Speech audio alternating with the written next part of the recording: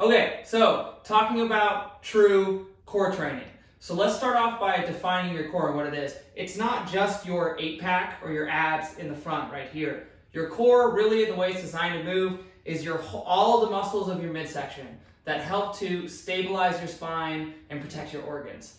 So when you really want to functionally train your core the way it's designed to move, it's not just this flexion of the spine right here. It's your lats are involved, your QL, your erectors, your transverse abdominis. It's almost essentially like building your weight belt. So really, any movement that you do where you're bracing your spine, keeping your spine neutral, like this, not ramrod straight, there's obviously natural arches in your spine, but not flexing and extending and bending and all that stuff. That's going to be training your core to do what it's supposed to do. So whether you are overhead pressing and trying to maintain a neutral spine, that's a great core exercise, or deadlifting, that's going to get more of the posterior core like this. That's really how you want to look at training your core.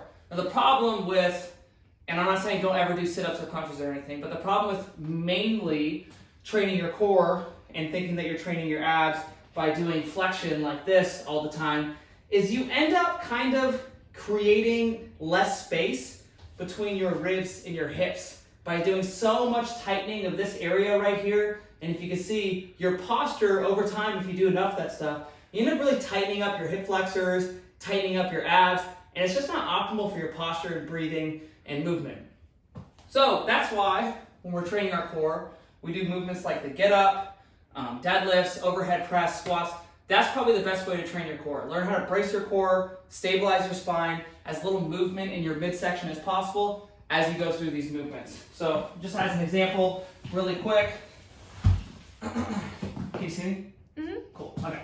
Like a get up, the thing that we're really focused on doing is not sitting up and trying to flex our abs like a crunch, but it's more learning how to keep your spine nice and stable and straight as your extremities go through a full range of motion.